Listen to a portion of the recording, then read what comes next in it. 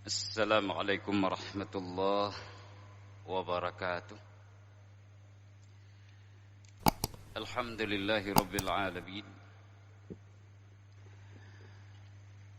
Wassalatu wassalamu ala asyrafil anbiya'i wal mursalin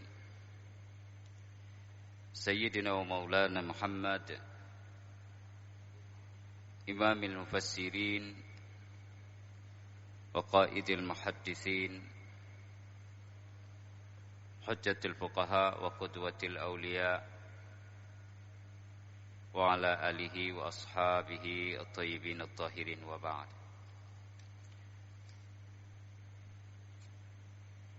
Ma'asyiral muslimin rahimakumullah.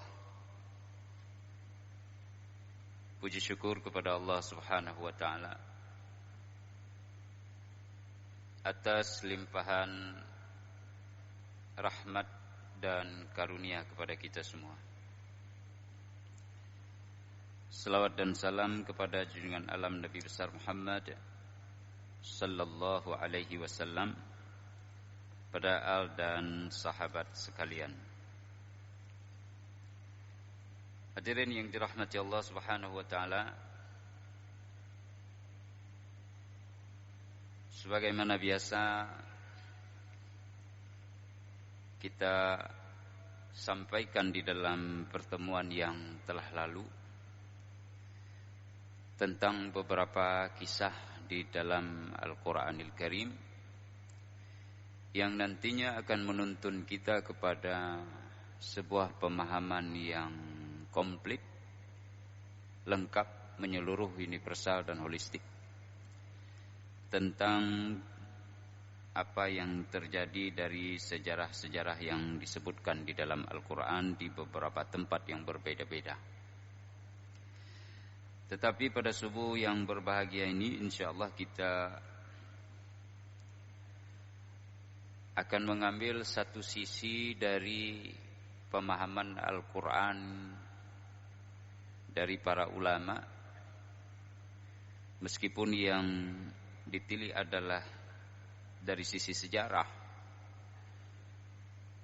namun bidikannya hal ini sangat terkait dengan pemahaman terhadap uslub Al-Quranil Karim. Jamaah yang dirahmati Allah dan para pendengar yang budiman, di dalam Al-Quran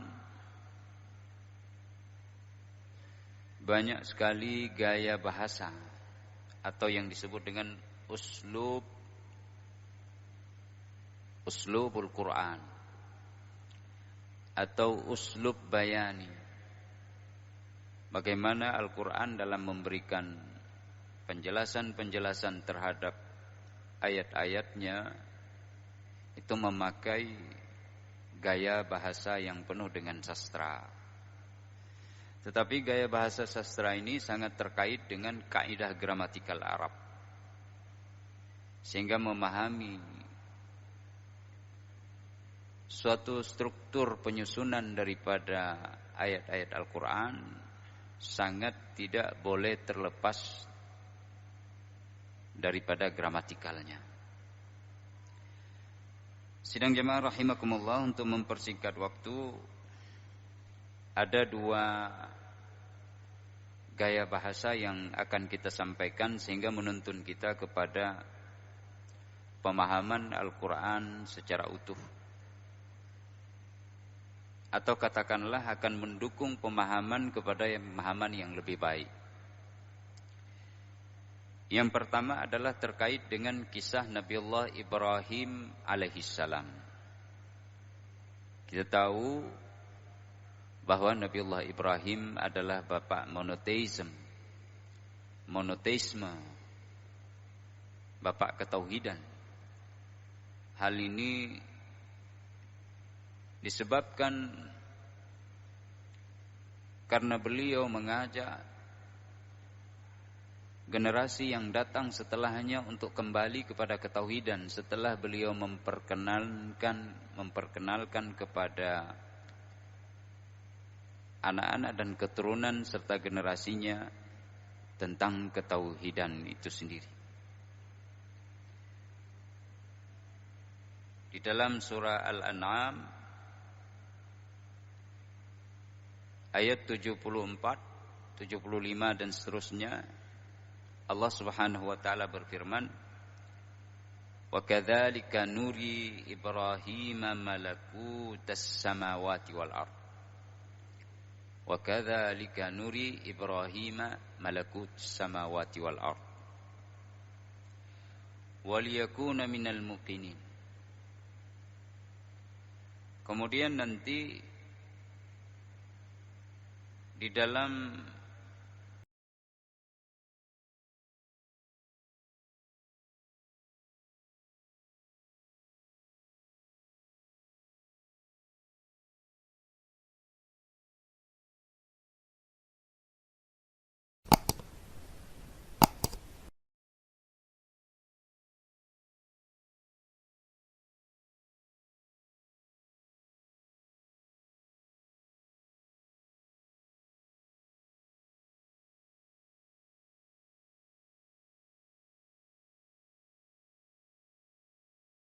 fi aqibih la'allahum yarji'un. Jadi Ibrahim hanya menyerahkan diri kepada Allah yang menciptakan dirinya. Allah yang menciptakan langit dan bumi. Dan Allah yang akan memberi hidayah kepada Nabi Allah Ibrahim. Ini pengakuan beliau. Lalu dijadikanlah kalimat tauhid itu sebagai kalimat yang tetap tertinggal. Jadi diwariskan turun-temurun, dijadikan sebagai pegangan, dan diharapkan mudah-mudahan ketika nanti manusia melenceng dari jalan kebenaran, dia bisa kembali kepada ketauhidan itu sendiri. Nah, makanya dinamakan dengan Bapak monoteisme. Bapak monoteisme, bapak ketauhidan. Sidang jamaah rahimakumullah, di antara kisah Ibrahim yang mengundang perhatian dan membawa kita kepada kesungguhan pemahaman Al-Quran, yaitu penyebutan kata Bapak Ibrahim.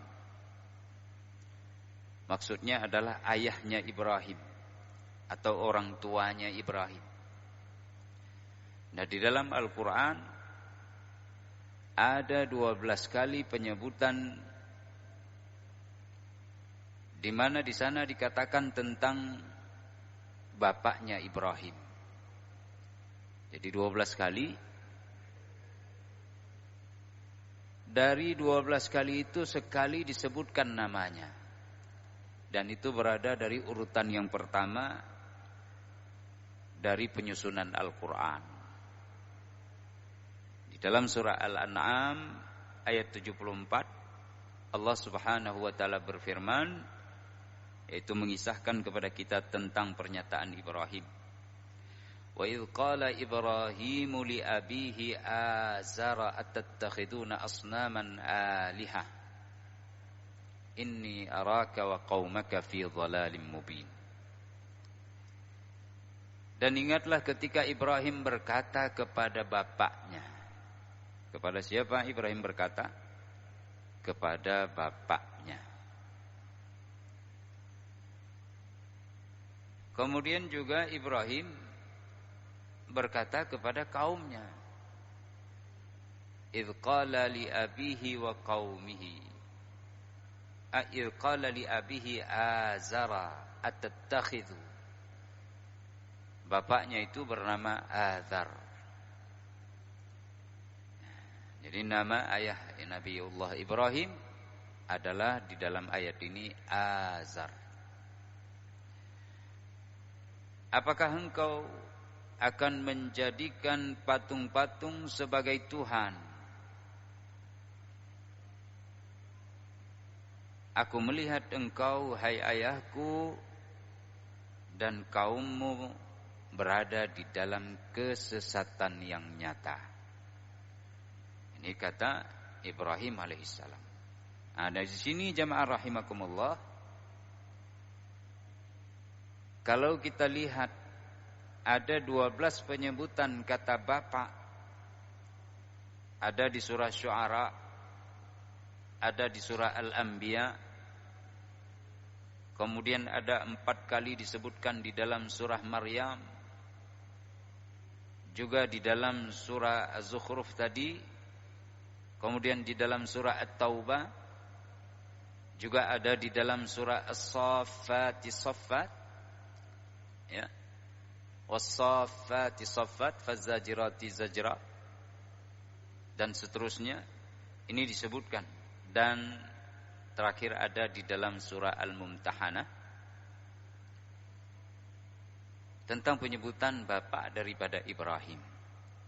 Kalau surat Syu'ara misalnya, watlu alaihim naba'a Ibrahim idh qala li abihi wa qaumihi ma ta'budun. Ya, bacakan kepada mereka hai Muhammad tentang berita Ibrahim. Ingat ketika dia berkata kepada ayahnya atau kepada bapaknya dan kaumnya, apa yang kalian sembah? Nah, jadi ada kata bapaknya di sini, abihi. Surat Al-Anbiya, idh qala li abihi wa qaumihi ma hadhihi at-tamathilul lati antum laha akifun. Ingat ketika Ibrahim berkata kepada bapaknya dan kaumnya, mengapa kalian menjadikan patung-patung itu yang senantiasa kalian menyembah kepadanya? Nah, ini ada kata bapaknya juga. Begitu juga di surat Maryam, ya abati lima ta'budu ma la yasma'u wa la yubsiru wa la yughni anka syai'a. Ya abati, ini ada 4 kali disebut. Ya abati inni qad ja'ani minal ilmi ma lam ya'tika. Ya abati la ta'budis syaitana inna syaitana kana lirrahmani 'asiyya. Yang keempat, ya abati inni akhafu ayyamassaka 'adzabun minar rahman fatakun lisyaitani waliya. Nah, jadi kata bapak di sini disebutkan berkali-kali. Yang menariknya jemaah rahimakumullah, hanya sekali di awal penyebutan permulaan, yaitu di surat Al-An'am ada kata adzar. Nah, jadi kenapa disebutkan di sini adzar sekali, sementara yang lain dibiarkan tidak disebut namanya? Ini untuk menandakan bahwa bapaknya Ibrahim di sini adalah bukan ayah kandungnya. Bukan ayah kandungnya. Jadi ketika nanti Ibrahim mendebat atau berdialog dengan ayahandanya, Bapak mengapa, Bapak mengapa, Bapak mengapa, mengapa engkau jadikan patung-patung, engkau mengambil sembahan selain Tuhan, dan seterusnya.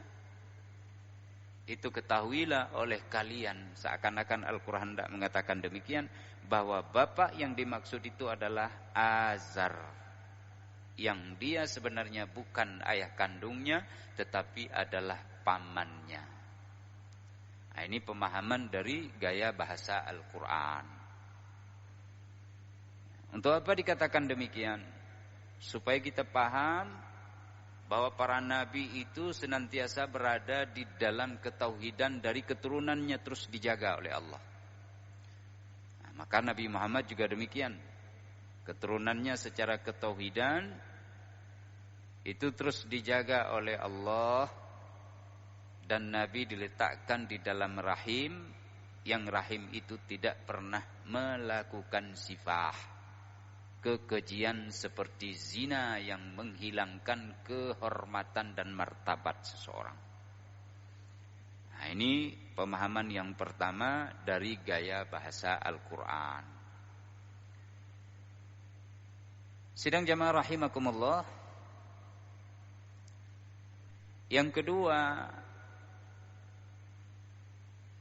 contoh dari memahami gaya bahasa Al-Quran. Misalnya di dalam surah Hud. Nanti boleh dipelajari yang lain-lain. Pada subuh ini kita kasih 2 contoh saja.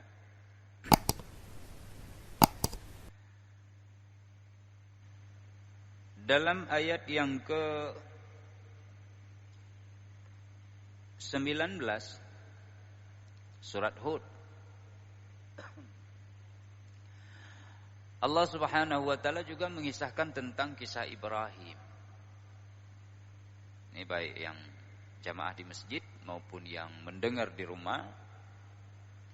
Kalau sempat buka Al-Quran ya silahkan, kalau tidak mohon perhatian baik-baik. Allah berfirman dalam surat Hud ayat yang ke-19, وَلَقَدْ جَاءَتْ رُسُلُنَا إِبْرَاهِيمَ بِالْبُشْرَى قَالُوا سَلَامًا قَالَ سَلَامٌ. Lihat ini kata-katanya. وَلَقَدْ جَاءَتْ رُسُلُنَا إِبْرَاهِيمَ بِالْبُشْرَى قَالُوا سَلَامًا قَالَ سَلَامٌ. Susunannya sama itu. Qalu salama qala salamun. Kalau lanjutannya, fama labitha an jaa bi'ijlin hanid. Dan sungguh telah datang kepada Ibrahim atau telah mendatangi Ibrahim oleh para utusan kami. Siapa utusan kami ini? Para malaikat. Jadi Ibrahim didatangi oleh para malaikat. Untuk apa datang para malaikat kepada Nabi Allah Ibrahim? Untuk memberikan kabar gembira. Sebenarnya ada dua misi besar itu yang diungkapkan oleh Al-Quran. Misi yang pertama adalah memberikan kabar gembira tentang kedatangan anak yang dipinta dan dipohon oleh Ibrahim dan Sarah istrinya alaihimussalam.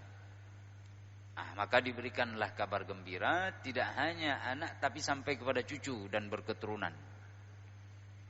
Busyranya itu bahwa Ibrahim dan Sarah akan mendapatkan keturunan namanya Ishak. Dan setelah Ishak nanti ada Yakub alaihi wassalam.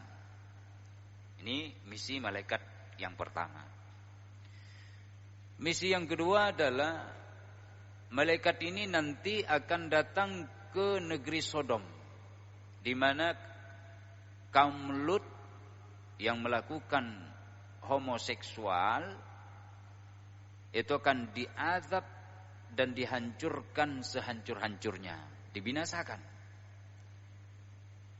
Ini kisah yang ada di balik cerita ini. Kedatangan malaikat memberi kabar gembira kepada Ibrahim dan istrinya Sarah alaihi wassalam, dan juga untuk menghancurkan kaum Lut yang melakukan praktek seksualitas yang menyimpang. Ini dua misi.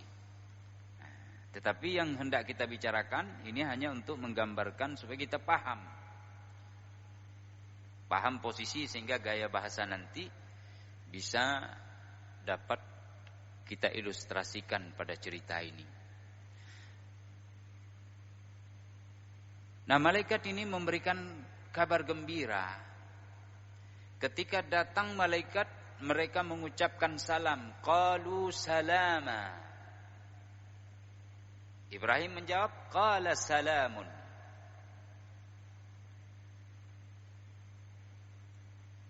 Jadi apa salam? Ya salam sebagaimana salam yang kita ucapkan. Damai, sejahtera, keselamatan. Tapi susunannya berbeda dan kedudukan dalam i'rabnya berbeda. Di yang pertama disebutkan qalu salama, yang kedua qala salamun. Bunyinya satu fathah zahirah fi akhirih ma, yang satu lagi dhammatun zahiratun fi akhirih mun. Man dengan mun. Salaman karena diwaqaf, maka dia dibaca salama. Kalau di sana diwaqaf salam, Kalau dilanjutkan salamun. Hanya berbeda pada kata qalu dengan qala. Qalu itu fi'il madhi, fa'ilnya adalah jamak. Ada wawunya di sana, tanda jamak. Siapa yang mengatakan itu? Para malaikat, yaitu hum, mereka para malaikat mengatakan kepada Ibrahim, perkataan mereka adalah kedamaian. Lalu Ibrahim menjawab, kedamaian pula, keselamatan, kesejahteraan. Nah, jemaah rahimakumullah, ini berbeda sekali. Dari para ahli tafsir seperti Ibnu Katsir menyampaikan pernyataan para ulama sebelumnya, bahwa ketika malaikat mengatakan qalu salama, salama ini barisnya fathah, itu bukan baris asli. Baris asli dalam i'rab kalimat itu adalah rafa, marfu. Marfu punya cabang beda-beda dia. Yang aslinya adalah dhammah, baris kiwing bahasa Aceh, atau bengkok. Sementara yang cabang daripada marfu ada alif, ada waw. Ada juga thubut an-nun pada af'al as-sittah, pada fi'il-fi'il yang 6.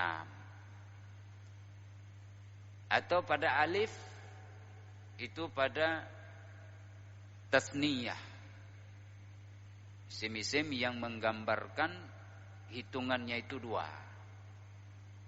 Ya. Ja'a rajulani. Jadi rajulani itu fa'il,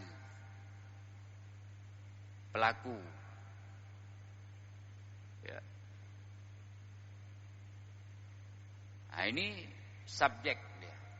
Nah, subjeknya itu marfu dengan apa? Dengan alif, karena isim tasniyah.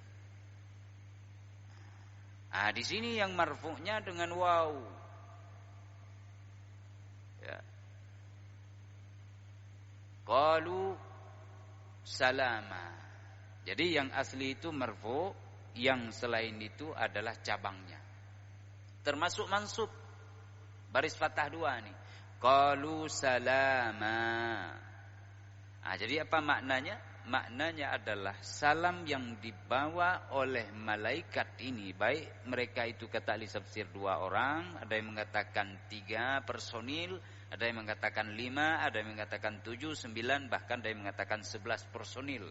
Datang para malaikat ini menjumpai Ibrahim, singgah dalam perjalanan menuju ke negeri Sodom atau negerinya kaum Lut, untuk dihancurkan.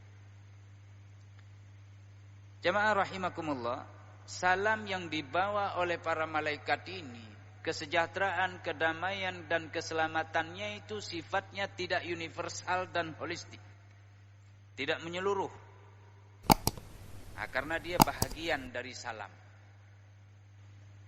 yaitu wahai Ibrahim, selamat kepada engkau dan keluarga engkau serta orang-orang yang beriman, tapi tidak keselamatan itu kepada kaum Sodom.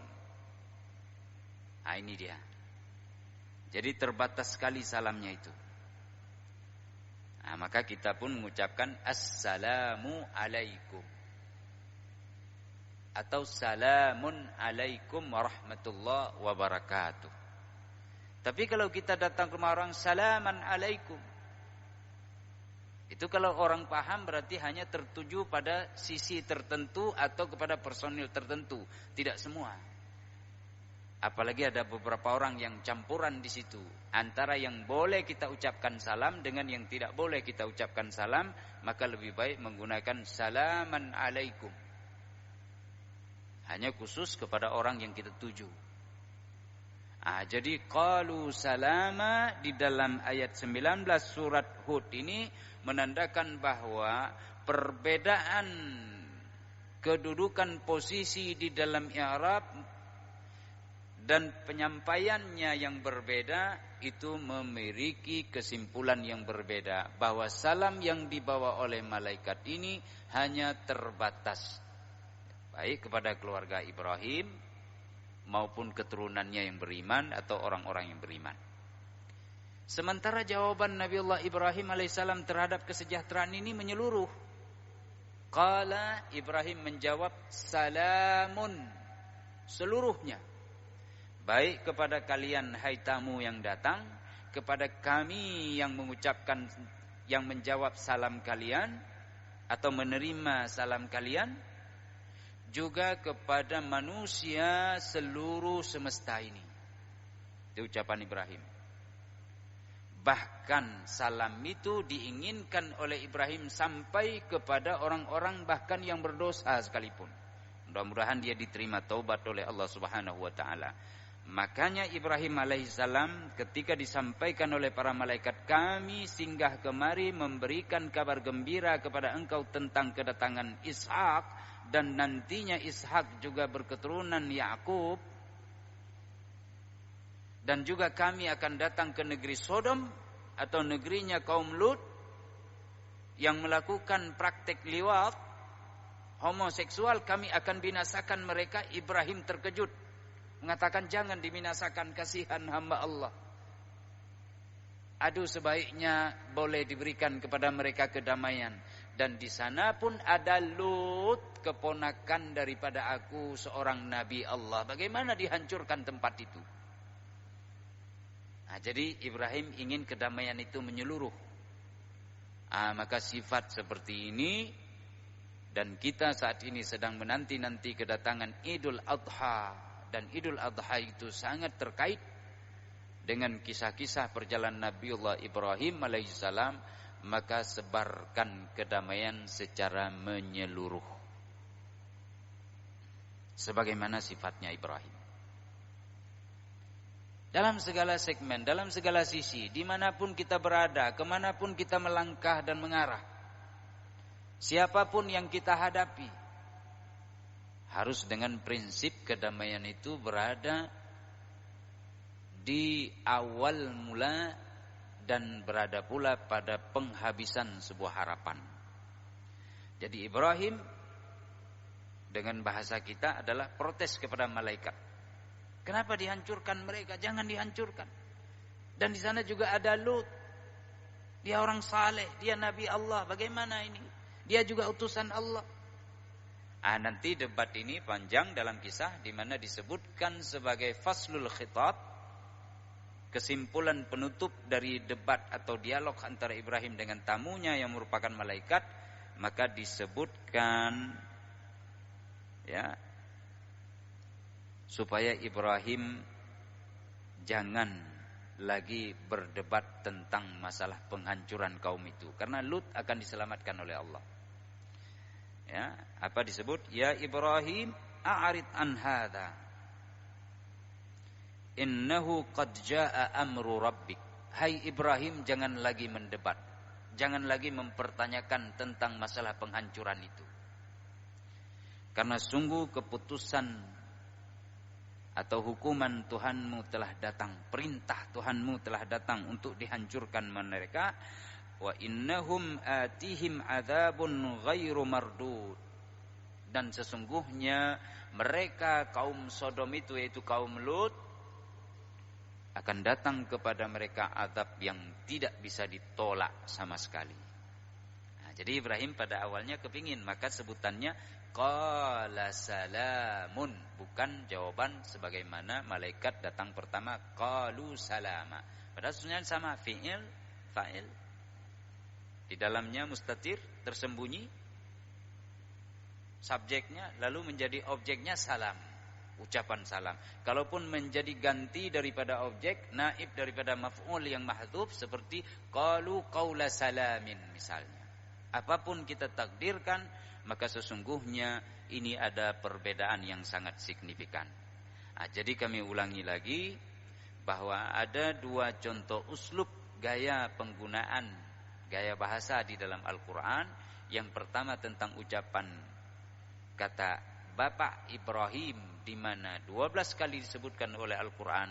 Sekali yang pertama di surah Al-An'am disebutkan namanya. Ini untuk menandakan bahwa penyebutan yang sekali untuk mengatakan bahwa seluruh penyebutan Bapak Ibrahim yang ada dalam Al-Quran bukanlah ayah kandungnya, tapi itu adalah pamannya yang meninggal berada di dalam kekafiran, sehingga dijanjikan istighfar Ibrahim. Tapi setelah nyata disampaikan oleh Allah bahwa pamanmu itu, dalam bahasa Arab paman itu disebut bapak juga, bahwa bapakmu itu berada di dalam kematian dan dia adalah musuh Allah Subhanahu wa taala, maka tidak jadi didoakan kecuali hanya janji kemarin itu. Yang kedua adalah pernyataan qalu salama, dan perbedaannya dengan qala salamun juga dari kisah Nabiullah Ibrahim alaihissalam, yang menandakan komposisi kandungan daripada salam keduanya berbeda, di mana salamnya malaikat dalam ucapan seperti ini dia sifatnya hanya terbatas, tidak menyeluruh, sementara salamnya Ibrahim adalah menyeluruh dan universal. Saya kira demikian. Billahi taufik wal hidayah. Semoga bermanfaat. Wassalamualaikum warahmatullahi wabarakatuh.